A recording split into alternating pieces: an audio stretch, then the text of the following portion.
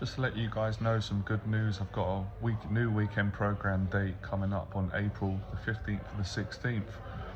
So this weekend program is for guys that want to overcome social anxiety with talking to women, going on dates and getting a relationship. It's also for guys that want honest and meaningful connections and relationships with women. You want to be yourself. You don't want to use tactics or dating tactics or playing all these sorts of games. Maybe you've tried online dating and it's not working for you. I meet a lot of people and women as well that tell me online dating doesn't work, they don't enjoy the communication. I feel the same way, right? I'm not against it because it does work for some. Personally for me, I tried it, it's not for me because of the breakdown in communication and the fact that you're just judging someone based on their looks and what they write in their biography, as opposed to when you meet people in real life, you can really get a sense of who they are. Like I say, on the weekend program, everything I teach is about, being respectful when you speak to women and people in general. And if you're respectful and you're honest, most of the time people will talk to you, they won't have a problem. And if it's a situation which is inevitable at some point where you speak to a woman in a coffee shop or in a park or in real life and she's not comfortable, she doesn't want to talk to you, you should respect that and just say, okay, no problem, and leave and walk away and respect her space. And because sometimes people don't feel like speaking, we're all like that, that's just human nature. There's days where you might feel like talking and there's other days where you don't, and it's just really treating people how you want to be treated.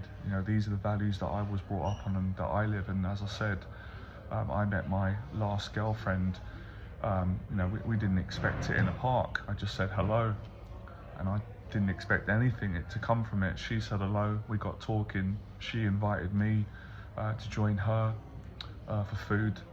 It was during the summertime, and we got on well, we started going on dates, and then it went into a relationship. And that was all from being honest, respectful, and that's really what it's about.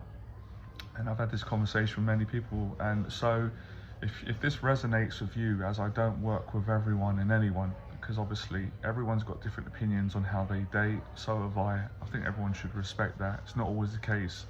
And as I said, I'm all about, as most of you know, honesty, because honesty is the best policy. It works. If it it's not, for me, it's the right way to treat people, and it's what I enjoy. I'm not into the whole playing games. I just think that's insecure. You're not confident, there's no strength in that, and it's not going to last very long. So it's about having good ethics, and that's what gives you confidence. And most women really like this. I've learned this from women. I've had a relationship and I've been on dates, and I know there's a lot of advice out there which is conflicting, and again, I'm not going to get into that. Everyone's got their own opinion. This is what I teach, this is what I believe in, and it works. So the weekend program is April the 15th and the 16th. I'm going to be taking the maximum of 4 students. It's not going to be unlimited spaces.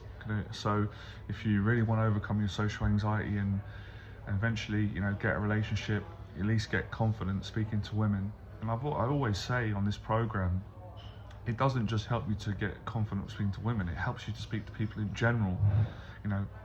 Clients that have done this program have said to me, and I know from my experience, that their relationships with their family got better, with everyone, with at work, with their fellow friendships.